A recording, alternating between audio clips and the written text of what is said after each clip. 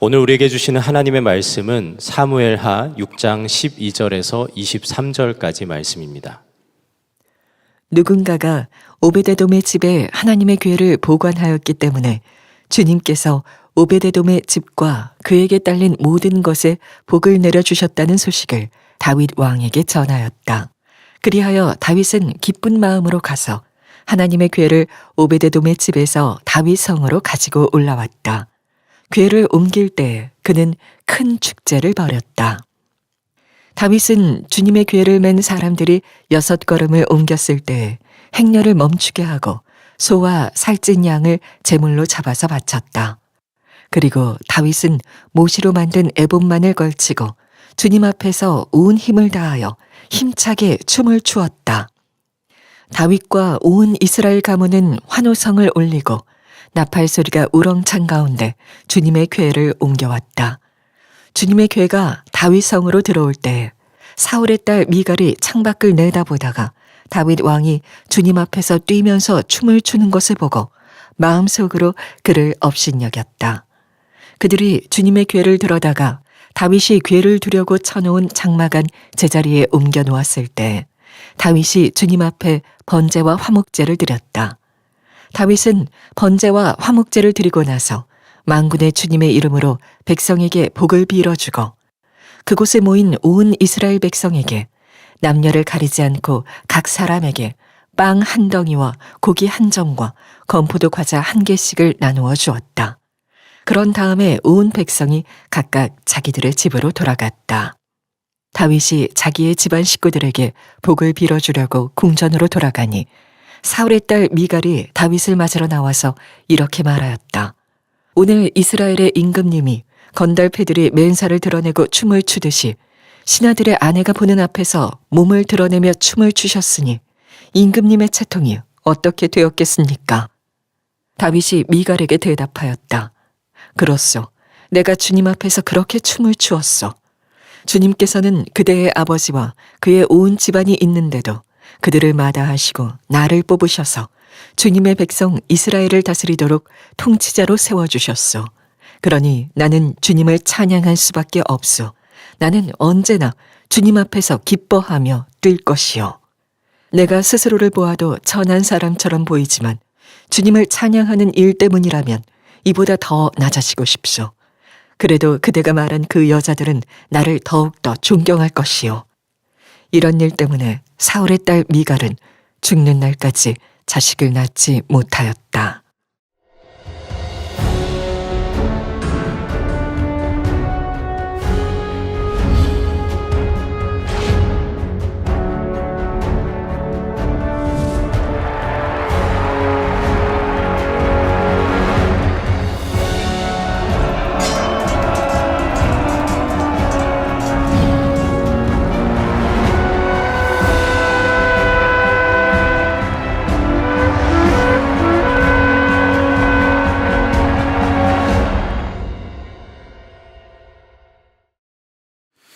사무엘하 하나님 나라를 세운 사람 7번째입니다. 창문 옆에 선 방관자에서 주님 앞에 예배자로 서라 라는 제목의 말씀을 나누겠습니다. 많은 분들이 은혜 넘치는 영감 있는 예배를 사모합니다. 그리고 예배를 드릴 때 두 손을 들고 또한 눈물과 감격 속에 예배를 드릴 때가 있고 그런 분들을 보게 됩니다. 한편으로 같은 공간에 있지만 마음이 냉랭하고 차갑고 찬양이 되지 않고 기도가 되지 않고 그렇게 중심에서 드려지는 예배가 드려지지 않는, 그래서 마치 구경꾼처럼 예배하는, 혹시 그런 분들이 계실지 모르겠습니다. 오늘 이 사무엘하에 보니까 창문 옆에서 한 여인이 예배하는 그 다윗의 모습을 구경하고 있습니다.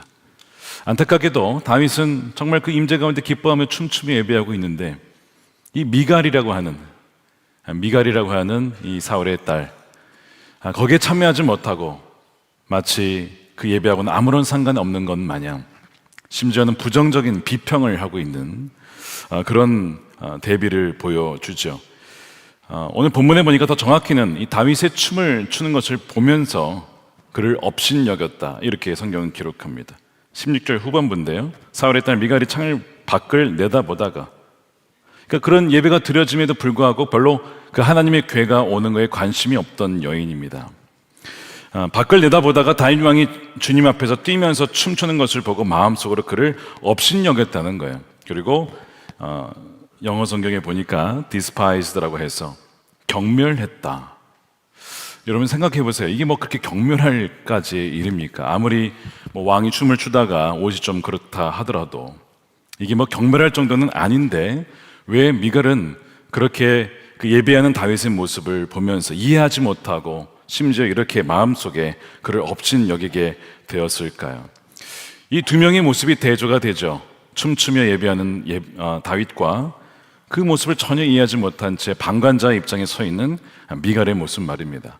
이 모습을 한번 잘 염두하시면서 우리의 예배의 모습과 한번 태도를 보았으면 좋겠습니다. 우리는 과연 춤추는 예배자 다윗에 가깝습니까? 아니면 이런 미갈의 모습에 가깝습니까? 저는 이 말씀을 오늘 묵상하면서 무엇이 이 둘의 이런 차이를 만들었을까에 좀 고민을 하며 묵상을 하게 되었고, 그 본문에서, 오늘 본문에서 또 성경에서 그 원인을 찾게 되었습니다. 그리고 우리 모두에게 주님은 참된 예배자로 나오기를 원하신다는 것을 알게 됐어요. 먼저 이 다윗이라는 인물은 여러분 우리가 계속 살펴봤듯이 그의 오로지 관심 한 가지 소원이 있는데 그것은 하나님의 임재였습니다. 시편 27편 4절이죠. 주님, 나에게 단 하나의 소원이 있습니다. 나는 오직 그 하나만 구하겠습니다. 한평생 주님의 집에 살면서 주님의 자비로운 모습을 보는 것과 성전에서 주님과 의논하며 대화하며 친밀한 교제 가운데 사는 것이 다윗의 소원이었던 거예요. 이것이 여러분의 소원이기를 축복합니다. 하나님이면 충분한 삶. 이것을 시편 23편에 이렇게 표현했습니다. 여호와는 나의 목자시니 내게 부족함이 없으리로다. 주님 때문에 선한 목자 되신 주님이 푸른 초장으로 인도해 주시고 쉴만한 물가로 인도해 주시고 지팡이와 막대기로 보호해 주시는, 정말 주님이면 충분한 삶, 그것이 바로 다윗이 원했던 삶이에요. 나중에 이제 여러분 사실 하나님께 나아갈 때 이거 해주세요, 저거 해주세요, 우리의 많은 소원들이 있잖아요. 뭐 그것이 나쁜 것은 아니지만 하나님께서 정말 우리를 보실 때 우리가 어떻게 나오기를 원하실까요? 하나님이 주시는 선물, 그걸 바라보고 나오는 걸 원하실까? 물론 우리에게 그런 선물을 주시기도 하시지만 주님이 원하시는 것은 그저 주님만 원하고 나오는 모습입니다. 나중에 여러분 성전을 이제 솔로몬이 짓게 되는데 성전과 지성소가 있어요. 근데 구조를 보면 지성소는 작고 굉장히 단순합니다. 성소에는 뭐 다른 것들이 여러 가지가 많지만 지성소에는 단 언약궤, 하나님의 임재를 상징하는 그것만 있어요. 무슨 의미냐면 이 지성소라고 하는 하나님의 임재, 이 공간에는 바로 하나님만 바라며 나오는 이들에게만 열린 공간입니다. 다른 건 아니라 여기서 발견될 수 있는 것은 하나님밖에 없으니 하나님만 바라는 사람들만 하나님을 만날 수 있다. 이것이 하나님이 이 성전을 설계하시고 어떻게 지어라 하실 때에 이 지성소의 모습을 통해 의도하셨던 거예요. 다윗은 성전을 짓기도 전이었는데 바로 가장 중요한 것이 바로 하나님이며 그분의 임재인 것을 알았던 사람이죠. 그래서 사울은 관심이 없었는데 이 다윗은 왕이 되자마자 하나님의 궤, 그 임재를 사모하며 그 궤를 가져오고자 했던 겁니다. 근데 우리가 살펴봤죠. 우사라는 인물이 이 궤가 떨어진 것을 만졌다가 죽게 되면서 이 모든 프로젝트가 중단이 돼요. 그리고 그 궤는 오벳 에돔의 집에 머물게 되죠. 근데 오늘 말씀에 보니까 이런 소문이 들려와요. 주님께서 오벳 에돔의 집과 그가 가진 모든 소유에 복을 주셨다라는 소문이 들립니다. 실제로 그러했습니다. 그의 집에 하나님의 임재가 임하면서 복을 받게 된 거예요. 그 소식을 듣고 이 다윗이 다시 이 궤를 가져와야겠다, 그 임재를 사모하며 옮기기 시작하는데 지난번처럼 세술에 싫지 않고 어떻게 합니까? 말씀에 나와 있는 대로 순종하는 거예요. 중요한 게 뭡니까? 말씀에 순종하는 겁니다. 말씀과 함께 동행하며 순종하는 것, 말씀이 준 주님과 동행하는 것이죠. 그래서 그 말씀대로 레위인들이 어깨에 이 언약궤를 메어가죠. 그거 13절이에요. 다윗은 주님의 궤를 맨 사람들이 6걸음을 옮겼을 때에 아무 일이 벌어지지 않았습니다. 그리고 거기에서 멈춘 다음에 소와 살찐 양을 제물로 바쳐요. 6걸음마다 바친 게 아니고 6걸음을 떼었을 때라고 분명히 번역을 하고 있어요. 그때에 하나님 감사합니다. 지금까지 아무도 죽지 않게 해주셔서 감사합니다. 끝까지 우리를 인도해 주시고 앞으로도 그렇게 하실 줄로 믿습니다. 라고 하면서 역대상 15장에도 이렇게 얘기합니다. 하나님께서 언약궤를 운반하는 사람들을 도우셨으므로 숫 송아지 7마리와 순양 7마리를 제물로 잡아서 바쳤다라고 되어 있어요. 그러면서 이제 정말 기뻐하며 찬양하며 춤추며 나팔 소리가 울려 퍼지며 기쁨의 축제가 오늘 우리가 보았던 프로모 영상처럼 바로 그 장면이 벌어지게 된 겁니다. 자, 너무나 사실은 기뻐할 만한 이 일인데 안타깝게도 여기에 참여하지 않고 있는 인물이 누구라고요? 미갈이었습니다. 저는 이제 목회를 하다 보니까 그런 마음이 드는 거예요. 이렇게 참여하는 분들이 많아도 참여하지 못하는 분들에 대한 마음이 쓰이는 거예요.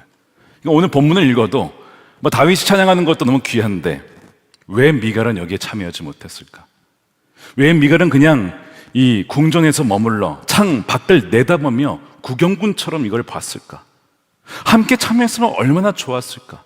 무엇을 알고 그녀로 하여금 여기에 참여하지 못하고 마음을 닫게 만들었을까? 저는 그것이 이 담임자로서 그런 마음이 좀 느껴져서 그것을 좀 묵상을 하게 되었습니다. 묵상을 하다 보니 본문에 좀 여러 가지 단서가 나왔는데 뭐냐면 그 중에 하나가 이상하게 이 미갈을 다윗의 아내라고 부르질 않습니다. 뭐라고 표현하죠? 사울의 딸. 3번이나 사울의 딸 미갈, 사울의 딸 미갈 이렇게 표현을 하는 거예요. 이게 무슨 의미일까요? 여러 가지 의미가 있지만 그 중에 하나는 이 미갈이 그 아버지 사울을 많이 닮았다는 거거든요. 아버지 사울은 영적인 일에 별로 관심이 없었어요. 주님과 교제하는 일에 별로 관심이 없던 사람인데 이 미갈이 그거를 좀 닮았다는 겁니다. 그래서 하나님의 개가 와도 이 무슨 일이 하고 쳐다보다가 이제 다윗을 본 거잖아요. 그런 의미가 여기 담겨 있고 또 하나가 있습니다. 이미 다윗과 결혼했으면 다윗의 집안인데 왜 사울의 딸이라고 해서 원가정의 사울의 가문의 입장에서 이것을 바라보는 것을 이렇게 표현을 했을까? 그 관점에서 묵상을 해보니 미갈이 이해가 되었습니다. 여러분, 사울의 딸이라는 관점에서 보면 미갈에게 하나님은 과연 선하신 하나님일까요? 어떤 일이 벌어졌습니까?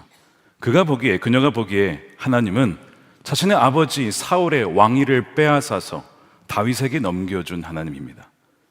그리고 그 아버지를 전쟁터에서 패배하게 하시고 그 다음에 결국에 스스로 죽게 만들고 요나단, 그의 아들들 무비보셋은 남아있지만 거의 대부분 아들이 다 죽었습니다. 가문이 거의 끊겨지게 되는 상황. 이런 하나님이 바로 이 미갈이 본 하나님이었던 것이죠. 그러니까 이 하나님의 개가 올 때에 다윗은 기뻐했지만 미갈의 이 원가정이라고 하는 사울의 가문의 입장에서 봤을 때 이 하나님의 괴는 좋은 소식이기보다는 우리의 가문을 몰락시킨 신이 이제는 다른 가문으로 가서 그 가문을 일으키시는 나와는 별로 큰 상관이 없는 것 같은 그런 신으로 여겨졌던 것입니다. 그러니까 누군가에게는 기쁜 소식이 누군가에게는 나쁜 소식으로 들려지는 거죠. 어떻게 이런 일이 있을 수 있을까? 한번 여러분 생각해 보세요. 여러분 주위에 여러분의 아시는 분이 건강이 좋지 않았는데 나았어요. 우리가 축하해 주잖아요. 너무 잘 됐다. 그런데 나는 우리 가정에 어떤 누군가는 낫지 않는 거예요. 그러면 우리가 기도를 하지만 어떤 마음이 들어요? 왜 저 사람은 낫게 해주는데 우리의 가정은 그렇지 않을까? 라고 하는 그 마음이 여러분 들 수 있어요. 마귀가 주는 마음이긴 하지만 이 미갈의 입장에서는 그렇게 느껴질 수 있는 것이 바로 이 사울의 딸이라는 의미이죠. 여러분, 예배라는 것은 반응이에요. 뭐냐면 하나님과 그분이 행하신 일에 대해서 감사함으로 반응하는 것이 예배거든요. 하나님이 나에게 좋은 일, 기쁜 소식 이미 행하셨다라고 하는 것을 믿는다면 그 반응으로 찬양하는 것입니다. 그 반응으로 감사하는 건데 그 감사와 찬양과 기쁨이 나오지 않는 이유는 기쁜 소식이 믿어지지 않는 거죠. 하나님이 좋은 분이라고 믿어지지 않을 때는 여러분 예배할 수가 없는 겁니다. 어제 한몸 기도회가 있었어요. 참여하신 분 마음으로 마음 손을 들어보시기 바랍니다. 다 교회를 위해서 기도해 주시리라 생각합니다. 기도 책자를 가지고 기도하는데 선목 상담실이 있어요. 저희 교회는 상담실에 기도 제목이 거기에 써 있었습니다. 이렇게 되어 있었어요. 내담자들이 상담을 통해 주님에 대한 오해가 해소되고, 뭐가 있다고요? 주님에 대한 오해가 있답니다. 다시 선하신 주님을 신뢰하는 믿음으로 일어나게 하소서. 선하신 주님, 그러니까 이 기도 제목이라는 것은 거꾸로 말하면 하나님이 선하지 않은 하나님처럼 누군가에게는 느껴진다는 거예요. 기도가 되지 않고 하나님을 찬양하기보다 뭔가 의구심이 들고, 왜 저 사람에겐 좋은 하나님과처럼 보이는 나에게는 왜 그렇지 않지? 라고 여겨지는 그런 창옆에 방관자로 있던 미갈과 같은 분들이 계실 수 있다는 거예요. 여러분, 예배는 말씀드린 것처럼 주께서 행하신 일에 대한 반응인데, 다윗이 예배했던 이유도 바로 그겁니다. 다윗의 입장에서는 하나님 너무 좋으신 분이고 하나님 나에게 위대한 일을 행하신 거예요. 그래서 기쁨에 그가 찬양하는 겁니다. 어찌나 기뻐했던지 14절에 보니까 다윗은 모시로 만든 에봇만을 걸치고 춤을 췄다는 거예요. 온 힘을 다해서. 여러분, 예배할 때는 남는 힘, 그냥 이렇게 몇 가지 힘이 남을 때 하는 게 아니라 온 힘을 다해서 하나님을 찬양하는 것인데, 이 다윗이 입고 있던 옷이 뭐였습니까? 모시로 만든 에봇, 배로 만든 에봇인데 제사장이 원래 입는 옷이에요. 레위인들이 입는 옷입니다. 근데 이 의미는 뭐냐면, 나는 하나님 앞에 왕이 아닙니다. 내가 권위를 내세울 것이 아니라 하나님 앞에 하나님을 섬기는 종입니다. 하나님을 예배하는 예배자입니다. 모든 것을 낮추고 하나님을 기뻐하며 예배할 뿐입니다. 이것이 이 레위인들이 입었을 모시로 만든 에봇의 의미입니다. 그것을 입고 하나님을 찬양했던 것이죠. 내가 하나님 앞에 무슨 왕이냐, 하나님 제가 왕인데요, 이게 아니라 저는 하나님 앞에 종이라는 거예요. 제가 주님께 기도할 때 어떻게 기도할까요? 주님, 제가 목사인데요 이러면서 그러겠습니까? 주의 아들, 주의 자녀로, 그냥 주의 자녀로 그냥 나가는 거지, 제가 목사인데 이렇게 나가지는 않잖아요. 지금 다윗도 마찬가지예요. 내가 왕인데 이게 아니라 주님 앞에 저는 종입니다, 주의 자녀입니다. 그 모습으로 나아가는 것이죠. 그러면서 나중에 이제 이 예배를 드리고 나서 그 기쁨 가운데 사람들을 축복하고 백성들을 축복하고 자신의 이제 가족들도 이제 축복해 주려고 이제 궁전으로 들어옵니다. 근데 이제 미갈이 마중을 나왔어요. 그 기쁜 날 이제 미갈이 나왔는데 뭐라고 하는 거냐면, 채통을 지켜야지 왕이 이게 뭐냐고 그러면서 막 이제 미갈이 뭐라 그러는 거예요. 뭔가 영적으로 부부가 안 맞는 거예요. 남편은 주님을 바라보며 기뻐하는데 아내는 주님과의 관계가 거의 없습니다. 이 영적으로 안 맞으니까 부부가 틀어지는 것이죠. 갈라지게 되는 것입니다. 그래서 이 다윗이 미갈에게 내가 왜 그렇게 춤추며 기뻐했는지를 설명을 하죠. 그것이 21절입니다. 다윗이 미갈에게 대답하였다. 그렇소. 내가 주님 앞에서 그렇게 춤췄어. 어디서 췄다는 거예요? 주님 앞에서. 미갈에게 이게 보이지 않아요. 주님이 보이지 않아요. 그저 그냥 사람들 앞에서 왕이 채통을 지키지 못하고 그렇게 가볍게 춤추는 그 모습만 보이는 겁니다. 그런데 다윗은 내가 주님 앞에서 춤췄다. 오늘 본문을 가만히 읽어보시면 반복되는 표현이 있어요. 주님 앞에서. 다윗은 늘 주님을 의식하고 주목했던 사람이죠. 나는 주님 앞에서 그렇게 춤춘 것이요.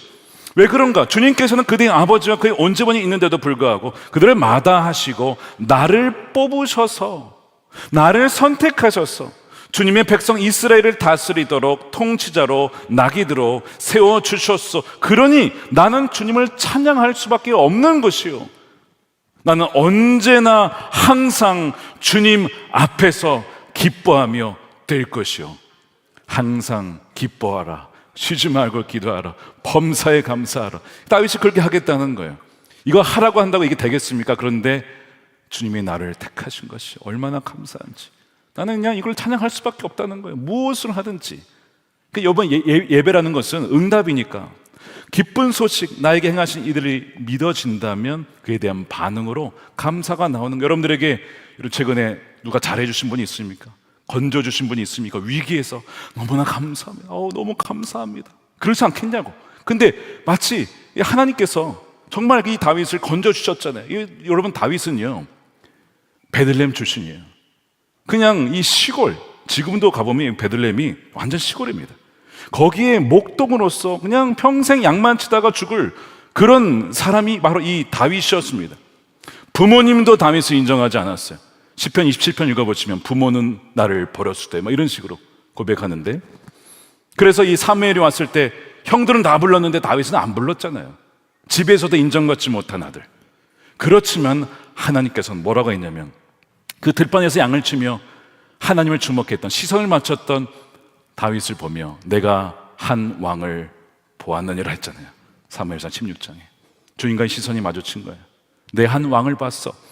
다윗을 택하셔서 이스라엘의 목자로 삼아주신 그 은혜가 너무 크기에 다윗은 춤을 추는 것입니다.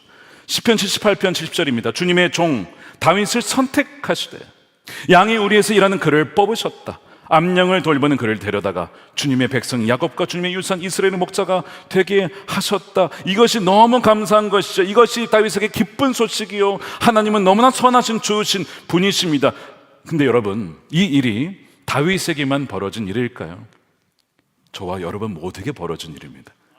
우리를 창세 전에 택하셨다라고 성경은 말씀하세요.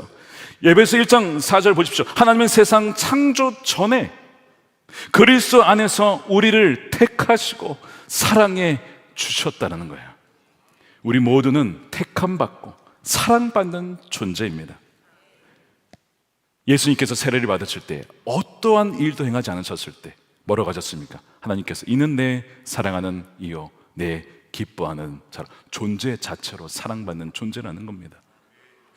그러면서 하나님 앞에서 거룩하고 흠이 없는 사람이 되게 하셨고, 하나님은 하나님의 기뻐하신 뜻을 따라 예수 그리스도를 통하여 우리를 하나님의 자녀를 삼으시기로 예정하신 것입니다. 우연히 제례하려다가 안 돼가지고 이렇게 데려온 게 아니고 예정하셨다는 거예요. 하나님의 계획 가운데 있었다는 것입니다. 요한복음 15장에 뭐라고 되어 있습니까? 너희가 나를 택한 것이 아니라 내가 너희를 택한 거다. 주님이 우리를 먼저 택하신 거예요. 주님이 먼저 우리에게 다가오신 거예요. 그래서 우리가 주님을 믿게 된 것이죠. 요한복음 6장에는 너 나를 보내신 아버지께서 이끌어주지 아니하시면 아무도 내게 올 수 없다. 여러분, 오늘 교회에 어떻게 오셨습니까? 차 타고 오신 분, 지하철 타고 오신 분, 걸어오신 분. 그런데 뭐라고 되어 있습니까? 아버지께서 내게로 이끌어 주셨기 때문이다. 여러분, 우리가 선택받은 존재예요. 우리가 사실 죽을 수밖에 없는 존재고요, 우리가 지옥에 갈 수밖에 없었던, 지옥에 가도 아무런 말을 할 수 없는 그런 존재예요. 그런데 우리를 다가오시고 택하여 주시고 건져 주시고, 또한 우리에게 사명을 주시고 하나님 나라에 동참할 수 있는 특권을 주셨어요. 그러니까 다윗처럼 우리가 기뻐하지 않을 수가 없고 찬양하지 않을 수가 없는 겁니다. 저는 이 말씀을 묵상하면서 정말 그 은혜가 저에게도 일어난 일이, 저를 건져 주시고 구원해 주실 뿐만 아니라 또한 자녀 삼아 주시고 사역자로 삼아 주시고 귀한 직분을 맡겨주신 하나님, 제가 무엇인가인데 저 같은 것이 뭐라고 저를 택하여 주시고 사와서 주십니까? 제가 일기를 쓰면서 마지막에 하나님, 오늘도 저를 써주셔서 감사합니다. 오늘도 저를 통해 역사해 주셔서 감사합니다. 그렇게 마무리를 해요. 감사로 마무리를 할 때 그렇게 고백을 합니다. 이 다윗이 그런 고백을 한 것이죠. 그러니까 다윗이 이제 17절에 화목제와 이 번제를 드리거든요. 17절에 다윗이 주님 앞에 번제와 화목제, 이 번제는 자신의 모든 죄를 사해 주십시오라고 전체를 다 드리는 거고, 화목제는 감사제거든요. 내가 이런 죄인이고 연약한 죄인이고 불순종한 죄인인데 나를 용서해 주시고 하나님과 화목케 해 주셔서 나를 붙잡아 주시니 하나님 감사합니다. 그거를 지금 다윗 혼자만이 지금 드리는 것이 아니라 온 이스라엘 백성이 주님께 나아올 수 있도록 그렇게 영적 리더십을 발휘하고 있는 거예요. 이것이 하나님께서 다윗에게 원하셨던 거거든요. 온 백성들이 왕이신 하나님을 주목하고 하나님께 나아가 회개하며 또한 감사하며 기뻐할 수 있도록 하나님이 다윗을 세우신 거예요. 다윗 자신에게 주목하게 하는 것이 아니라 다윗을 통하여 하나님을 주목할 수 있도록 다윗을 나게도로 세우신 것인데, 이것이 저와 여러분에게 주신 동일한 사명입니다. 저와 여러분은 하나님의 형상으로 지음 받았잖아요, 우리가. 그래서 우리를 볼 때에 살아계신 하나님을 알도록, 우리를 볼 때에 우리로 말미암아 주님을 알게 하도록 주님은 우리를 그렇게 세워주신 것입니다. 다윗이 아삽을 시켜서 주님께 감사를 드리게 하는데 그것이 시편 105편이에요. 우리 함께 읽어보겠습니다. 시작. 너희는 주님께 감사하면서 그의 이름을 불러라. 그가 하신 일을 만민에게 알려라. 그에게 노래하면서 그를 찬양하면서 그가 이루신 놀라운 일들을 전하여라. 그의 거룩하신 이름을 찬양하여라. 주님을 찾는 이들은 기뻐하여라. 이사야 43장 21절. 내가 내 백성을 지으나니 이는 예 백성으로 하여금 찬송을 하게 하려 함이라. 우리는 찬송을 하도록 지음받은 존재입니다. 찬양하도록 지음받은 존재예요. 하나님이 그럴 때 가장 기뻐하신다는 겁니다. 그래서 다윗이 아삽을 통하여 온 백성이 하나님의 행하신 일들을 기억하고 찬양하게 만드는 거예요. 이 감사와 기쁨이 우리의 예배가 되기를 원합니다. 우리 예배 또한 우리의 삶 속에 나타나게 되기를 축복합니다. 그러나 안타깝게도 이 미갈은 여기에 참여하지 못했습니다. 기쁜 소식이 아니라 자기는 나쁜 소식으로 들렸던 것 같습니다. 다윗처럼 춤출 수가 없었습니다. 감사할 수 없었습니다. 그냥 왕의 채통을 지키지 않는 다윗의 모습이 참 부끄러웠습니다. 근데 여러분, 생각보다 이 말씀을 읽어보시면 다윗에게 공감하기보다는 약간 미갈에게 공감이 되는 분들이 계실지도 몰라요. 필립 얀시라는 작가가 이런 책을 썼는데, 하나님 당신께 실망했습니다, 이런 책을 썼어요. 뭐 이런 책을 써요. 근데 그렇죠? 저는 하나님께 감사했습니다, 뭐 이런 게 아니라 실망했습니다. 근데 우리가 신앙생활 하다 보면 실망할 때가 있습니다. 그의 솔직한 의문을 여기에 다뤘어요. 그 시작은 이거였습니다. 그의 신앙 여정의 초기에 어린 시절에 소아마비를 앓던 아버지가 계셨는데 성도님들이 열심히 기도했답니다. 어떤 일이 벌어졌을까요? 돌아가신 거예요, 아버님이. 그 어린 시절에 이 아버지가 돌아가신 이 충격적인 사건은 하나님께 처음으로 실망한 순간이었습니다. 그러면서 기독교에서 또한 교회에서 계속 맹목적으로 무조건 믿어라 믿어라 믿어라, 이것이 그는 오히려 더 의문을 키우게 된 거예요. 그러면서 그가 세 가지 의문을 품게 돼요. 하나님은 정말 공평하신가? 두 번째, 하나님은 왜 침묵하시는가? 세 번째, 하나님은 왜 숨어 계시는가? 이 세 가지 질문이 각각 하나가 다 만만치 않습니다. 이 세 가지 의문을 품고 있는 한 정말 그 마음의 중심에서 예배, 즉 하나님이 행하신 일에 대한 반응을 드리기가 여러분 쉽지 않아요. 겉으로는 할 수 있지만 마음의 진짜 중심에는 의구심이 있거든요. 이 필립 얀시가 그 마음이 있었던 거예요. 그리고 미갈에게도 그런 마음이 있었던 것이죠. 아버지를 데려가신 하나님, 선하시고 공평하신 분인가? 사울을 패하시고 죽이시고 다윗을 세우신 하나님은 공평하신가? 라는 질문 말입니다. 필립 얀시가 이 책에서 이런 얘기를 합니다. 하나님은 불공평하시다. 근데 이 불공평의 의미는 이런 거였어요. 우리는 하나님을 위해 아무것도 한 것이 없는데 하나님은 아무런 조건이 없이 독생자를 우리에게 다 내어주시기까지 사랑하시기 때문에 그분은 불공평하시다, 뭐 이렇게 불공평이라고 하는 관점을 다르게 봐야 된다는 거예요. 뇌성마비 장애인이시죠. 송명희 시인이 나라고 하는 시를 지으면서 노래도 이제 붙여졌죠. 거기에서 이렇게 고백해요. 나 가진 재물 없으나, 나 남이 가진 지식 없으나, 나 남이 가진 건강 없으나, 그런데 하나님이 내게 남이 없는 것을 주셨다는 거예요. 그게 뭔가? 난 남이 보지 못한 걸 봤고, 남이 듣지 못한 음성을 들었고, 남이 깨닫지 못한 것을 깨달았고, 남이 받지 못한 사랑을 내가 받았습니다. 지식과 재물과 건강으로 보면 불공평한 하나님 같은데, 감사하게 하나님은 그들이 갖지 못한 것은 내게 주셨네. 그래서 그가 어떻게 고백하냐면, 그녀가 공평하신 하나님이 나 남이 가진 건 나 없지만 남이 없는 것을 갖게 하셨네. 이 공평함이라는 것을 단지 물질적으로나 신체적인 건강으로만 볼 것이 아니라 더 깊고 더 넓은 차원에서 봐야 된다는 것을 얘기하고 있어요. 자, 이런 관점에서 보면 미갈에게 과연 하나님은 불공평하시고 선하지 않은 하나님이실까요? 미갈은 뭐 그렇게 느꼈는지 모르겠습니다. 그러니까 그 하나님에 대한 어떤 서운함과 뭐 이런 것들이 다윗에게 그냥 이렇게 확 쏟아져 나온 것이죠.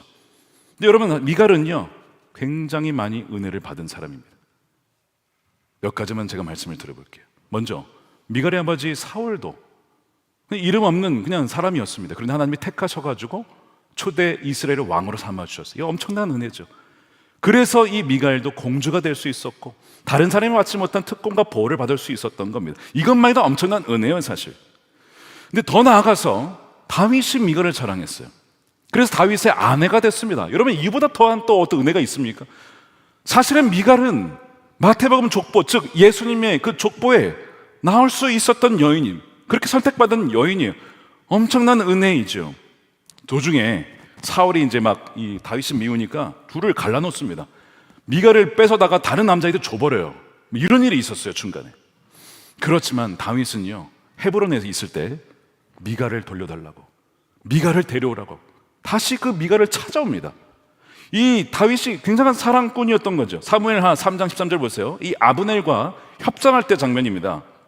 조수아, 내가 장군과 언약을 맺겠는데 근데 조건이 하나 있다는 거예요. 그 조건이 뭐였을까요? 미갈을 달라는 거예요. 만나러 올 때 사울의 딸 미갈을 데리고 오시오. 그렇지 않으면 내 얼굴에 볼 생각하지 마시오. 야, 이 다윗이 사랑꾼이라 이 미갈 돌려달라 이거예요, 나한테.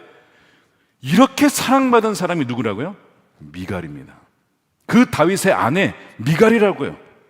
그런데 여러분, 이런 많은 은혜를 받았음에도 불구하고 하나님이 내게 주신 은혜는 보이지 않고 내게 주시지 않은 것이거나 혹은 빼앗아 간 것만 보이니까 하나님이 어떻게 느껴지는 거예요? 선하지 않은 하나님처럼 보이는 거예요. 여러분, 혹시 미갈 같은 분 계십니까?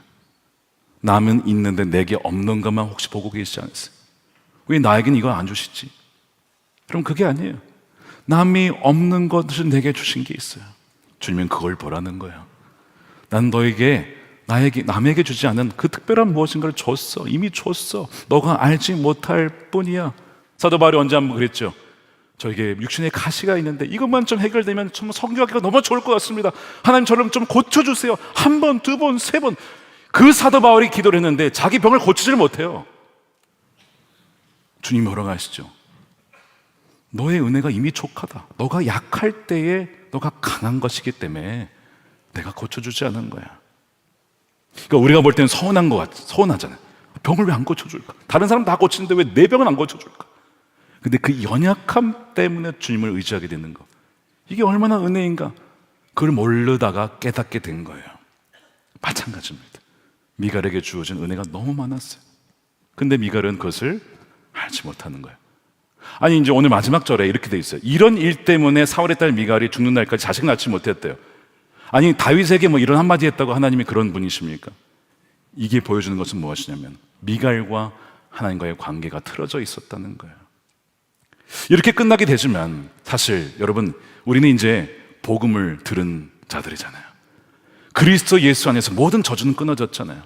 그리스도 예수 안에서 미갈과 같은 자들도 이제는 회복되어지고 돌아올 수 있고 하나님의 충만한 은혜를 누릴 수 있게 된 것입니다. 오늘 여러분들 가운데 그런 마음이 닫혀있는 분들이 있다면 마음 문을 여시고 다윗과 같이 주님 앞에서 하나님께 예배하는 여러분들이 되시기를 축복합니다. 사실 우리에게 은혜가 많음에도 불구하고 너무나 많은 이들이 깨닫지 못한 것 때문에 전 참 마음이 아픕니다. 지난 금성에도 어떤 분이 찾아오셔서 울면서 찾아오는데 자기를 어떻게 묘사를 하냐면, 목사님이 저는 하나님께 진노의 자녀입니다. 진노의 자녀래요, 자기가. 죄를 많이 졌던 것 같아요, 본인 보기에. 그러면서 세상에서 혐오의 대상이랍니다. 자기를 그렇게 묘사를 하고 막 괴로워하는 거예요. 제가, 그거 누가 지어준 겁니까? 그 마귀가 지어준 겁니다. 주님이 그렇게 말씀하시겠습니까? 정말 진노의 자녀라면 왜 눈물을 흘리며 지금 기도의 자리로 나왔습니까? 주님의 자녀니까, 택하신 자녀니까 나온 거 아닙니까? 아버지께서 이끌어 주시니까 나온 거 아닙니까? 제가 말씀으로 다시 수정을 해줬어요. 그리고 기도해 드렸어요. 그 안에 성령이 계시고 역사하시는 것들을 보면서도 느끼질 못하고 나는 진노의 자녀야, 나는 혐오의 대상이야. 그럼 마귀가 그렇게 우리 성도들을 파괴하고 무너뜨리고 있다는 거예요. 지난주 수요일 날 탁동건 목사님 말씀이 참 은혜를 받았어요. 수요 예배 때 간증을 해주셨는데, 탁 목사님이 이제 목회자의 자녀로 자라셨어요. 그 아버님이 이제 20대 중반에 신학교를 가서 20대 후반에 개척을 해서 15년을 쭉 성실하게 목회를 하셨습니다. 뭐 교회가 그렇게 큰 교회는 아니었지만 신실하게 목회를 하셨어요. 40대 초반이 되셔서 어느 날 수요 예배를 인도하러 준비하러 가셨는데 급성 심근경색이 왔어요. 빨리 그 심폐소생하고 하면은 살 수 있는데 그냥 돌아가셨어요. 탕 목사님 당시 15살 때 일이었습니다. 어린 시절부터 들었던 메시지가 하나 있었어요. 뭐였죠? 죽은 나사로를 누가 살리셨어요? 예수님이 살리셨다는 거잖아요. 그러니까 이것이 믿어져서 우리 아버지 지금 무덤에 묻히셨지만 열심히 기도하면 분명히 그 무덤에서 예수님이 살려주실 거야. 조금도 의심치 않고 기도했는데 지금까지도 그런 일은 벌어지지 않았다는 거예요. 그러니까 그 청소년 시기에 하나님께 실망을 하게 된 거죠. 주위 사람들이 위로를 했대요. 하나님이 너무 사랑하셔서 일찍 데려가신 거야. 하나도 위로가 되지 않았답니다. 오히려 이런 마음이 들었대요. 선하신 하나님이라면 이렇게 한 가정을 뿌리 뽑는 고통을 주실 리가 없잖아요. 그게 무슨 선한 하나님이야. 청소년 시기에 안티 크리스천이 됐습니다.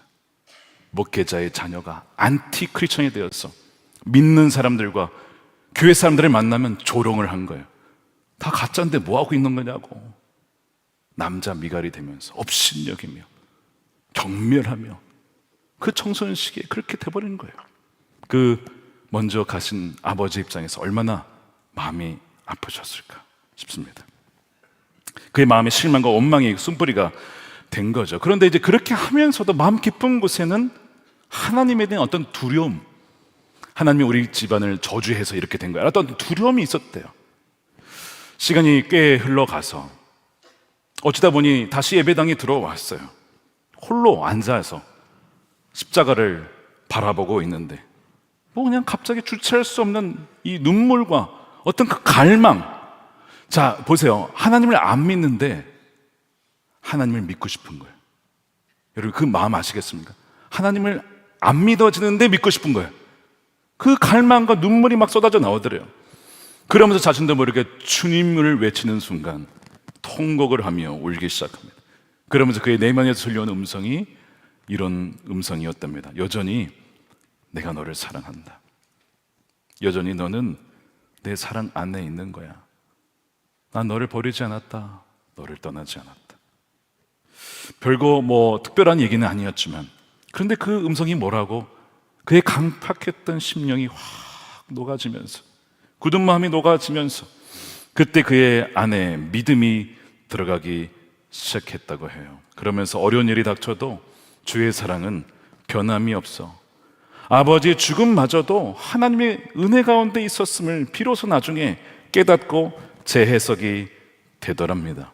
저는 이제 예배를 드리면서 탕 목사님을 보면서 참 감사했어요.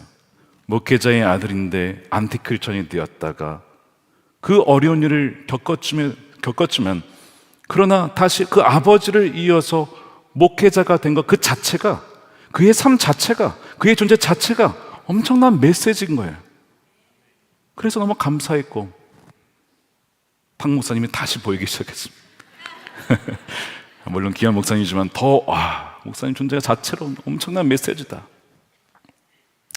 사랑하는 여러분, 오늘 이 자리에 계신 분들 중에 정말 다윗처럼 온 힘을 다해 기뻐하며 찬양하며 예배하는 여러분들이 있으리라 생각합니다. 여러분은 앞으로도 계속해서 온 마음을 다해 주님을 찬양하는 주님 앞에 예배자가 되시기를 축복합니다. 그런데 마치 미갈처럼 창 곁에 서서 방관자로 관람객으로 그렇게 쳐다보며 비평하며 하는 분들이 계실지도 몰라요. 그런데 다윗이 미갈을 찾아오고 계속 미갈을 가까이 오게 했던 것처럼 주님은 지금도 그런 여러분들을 창 곁이 아니라 이제는 내 앞으로 와라, 주님 앞으로 와라고 주님은 우리에게 말씀하시고 우리를 손을 붙잡아 주시고 우리를 위해서 지금도 충고하시고 우리에게 하나님의 사람들을 보내주셔서 기도하게 하시고 예배의 자리로, 속회의 자리로, 그 자리로 우리를 계속 이끌어 주시는 거예요. 그래서 우리로 하여금 더 이상 방관자로 살지 말아라, 더 이상 관람객으로 살지 말아라. 이제는 내 앞에서 기뻐하며 춤을 추며 나와 함께 살아가자라고 주님은 오늘 우리를 초청해 주신 줄로 믿습니다. 사랑하는 여러분, 오늘 우리가 성찬을 받겠습니다. 우리 함께 기도할 텐데 하나님의 사랑이 믿어지지 않는 분이 혹시 계십니까? 여러분, 십자가는 하나님의 선하심, 또 우리를 향한 하나님의 사랑의 확실한 증거입니다.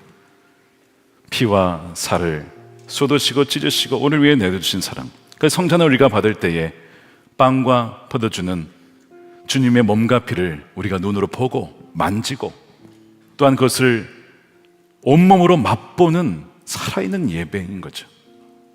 우리가 오늘 성찬을 받을 때에 이렇게 주님이 나와 함께 가지고 사랑하시는데 내가 주님을 오해했구나, 주님께 너무나 실망했던 그 마음들 다 오해했구나, 이 시간 그것을 돌이키며 번제를 드리며 화목제를 드리며 감사로 오늘 이 성찬을 받았으면 좋겠습니다. 하나님께 기도로 준비하도록 하겠습니다.